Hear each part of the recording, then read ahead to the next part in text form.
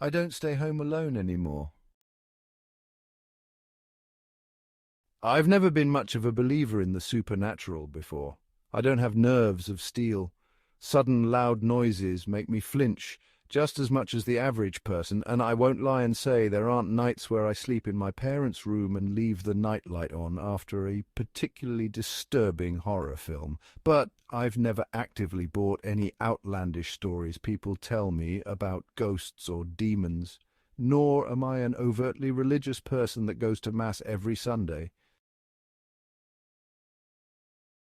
But unlike me, my family has always been superstitious. Maybe it's because when I was younger, our whole extended family lived with my maternal grandmother, who had migrated from the province to the big city and carried all their weird beliefs with her to teach to her children. We were, and still are, a pretty tight-knit family, and we adored, respected, and followed our elders to a T. There's a lot to be critiqued about that, I know, but that's just how the way things are in our culture. And sure, there will always be some things that would cause tension because of the generational gap and progressive ideals, but isn't that true for every family? Okay, I'm straying away from the point. All I'm saying is my family, and I mean almost every single member, is superstitious because of that. It always felt a little silly hearing stuff around the house like, "Did you stop by somewhere else before going home?" after someone comes home from a wake, or "So a man is going to visit you when someone knocks a fork off the table during dinner," but it made them feel at ease. And honestly, most of them weren't even that big of an inconvenience, so I did them anyway. To set the scene, my family moved out of my grandmother's house a few years ago, and now lives in a one-floor, two-bedroom apartment in my father's childhood neighborhood. We're not exactly well off, so the only unit we could afford had our living room, kitchen, and dining room table pretty much combined into one space. The hybrid room connects to a hallway that diverts off to the two cramped bedrooms, one that my two little brothers and I share, and one that my parents share, and leads to the tiny bathroom right at the back of the house. It's a quaint little place. I've never been one for extravagance, and we all agreed that maybe a bigger house would have been much lonelier after moving out from a place where 15 people lived together for the first time. One of the better parts of the bargain we got, however, was our very own parking garage. It was nothing fancy, just a vacant space in front of our door with a metal gate to keep people out. It's an extra space to move around, and because my family can't afford a car, we just use it to sun-dry our laundry and exercise, making the tiny space of the house feel a little freer. My family knew the landlord. Apparently, she and my father had used to be playmates when they were little, so she'd asked for a favour from us in exchange for lowering our rent. There's been a couple of theft incidents in the neighbourhood, and since we were the apartment nearest the street corner, she wanted to place a surveillance camera in our garage to see if any people were coming and leaving the street. All we had to do is house a single monitor smack dab in the middle of our living room and never turn it off. There didn't seem like any downsides to it, and it's an extra security measure for us, which my father is always a fan of. He's a little paranoid if it's not obvious. At the time, I was a college student, swamped with working on my final thesis to graduate. As much as I wanted to go out with them and have a couple of hours of relaxation, time was not in my favour. I'd promised to make it up to them after I graduate, and they'd reluctantly agreed, albeit unhappily. Even if I'm technically already an adult, they're always worried about leaving me alone at home just in case an emergency happens. Like I said, paranoid. My parents gave me the usual spiel: lock the door, close the windows, and draw the blinds if you're going to have some food delivered if you're too lazy to cook. Pay online and let the driver leave it at the gate. Don't open the gate for anyone who comes calling, even if it's them, since they always take 2 spare keys with them. Having heard this a million times before, I'd rolled my eyes and agreed. When they'd set off around dusk, I settled into the grueling task of making revisions my thesis advisor had noted, which were, unfortunately, a fuck ton of them. I crossed my feet on the couch, hunched over, and began typing. I lost myself in my work. I didn't realize how long I'd been working on it until my eyes strayed toward the digital clock of my laptop, and I realized 2 hours had passed.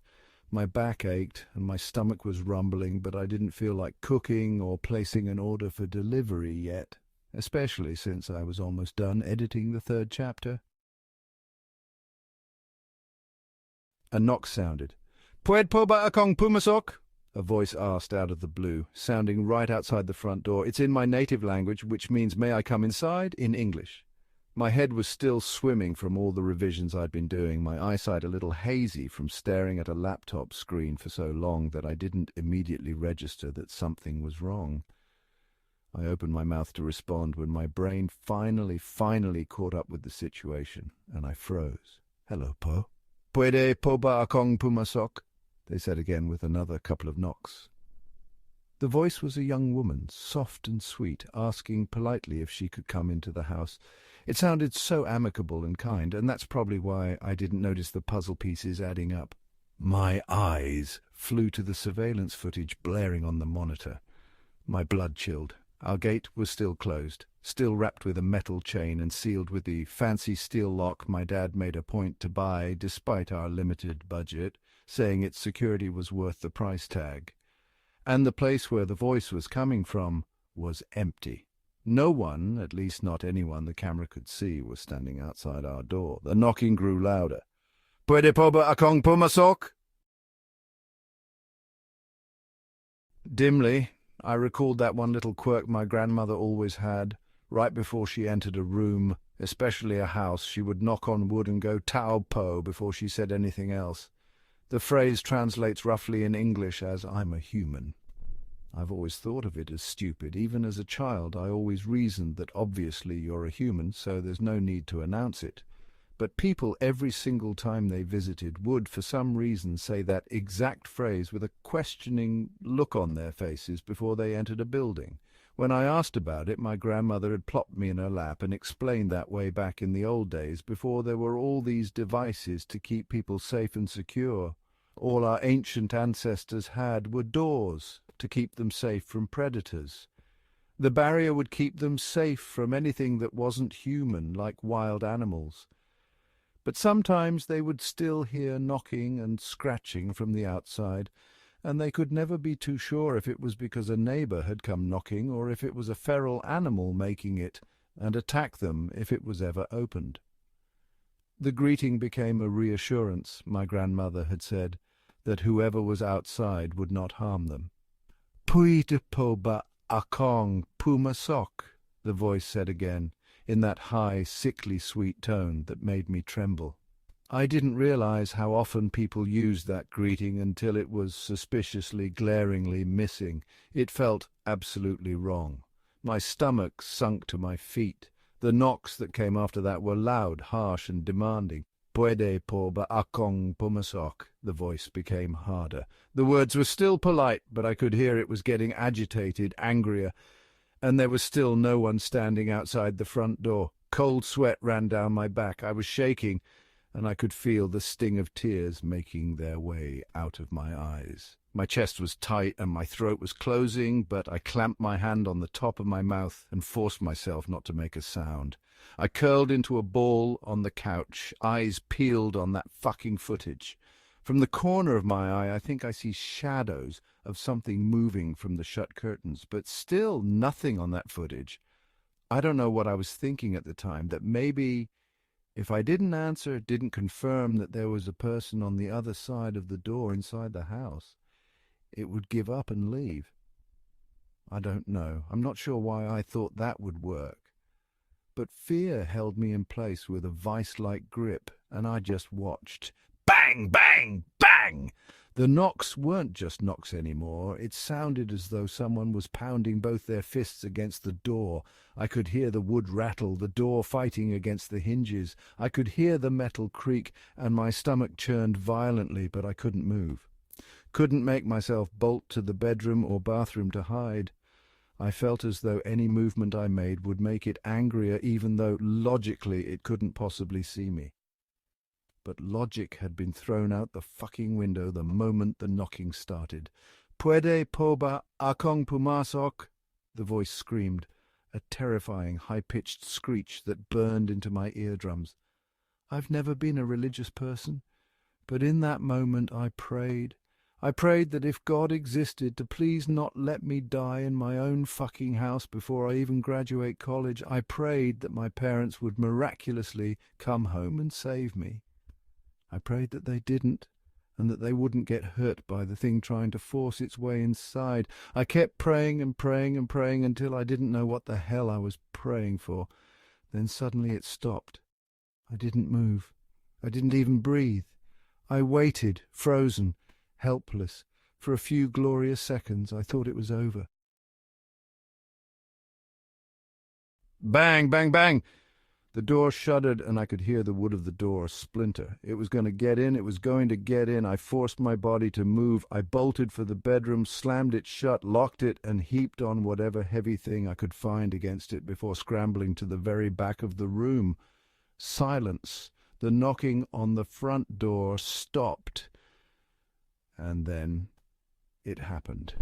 A soft tapping behind the curtain on the bedroom window. No voice followed, but I was sure it was knocking. A deliberate pattern, knuckles against glass. Tap, tap, tap. Quiet, but insistent. I don't know why, but I had no doubt about it. This was the same thing that was knocking on the front door. Tap, tap, tap. I buried myself under my blankets and covered my ears, begging for it to stop. It didn't tap, tap, tap. I didn't know how long I was under there, listening to that knocking that never seemed to end. But my parents found me in my room a few hours later, crying my eyes out.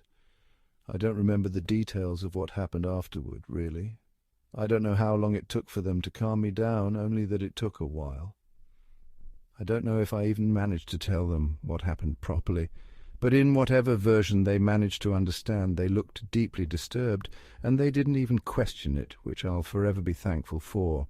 They let me and my little brothers sleep in their room for the rest of the month. I started taking medicine to help me drift off because of how anxious I'd gotten since then. And I've never stayed home alone since. I don't think I'll ever be able to again, honestly. But there's one more thing that I'll never forget. What they told me afterwards still makes a chill seep its way into my bones and makes my throat close up whenever I think about it. Right before they'd found me sobbing hysterically, my parents were pissed, ready to chew me out for being so reckless. Because when they tried to put their key in the doorknob, they didn't hear its telltale click. I'd accidentally left the front door unlocked.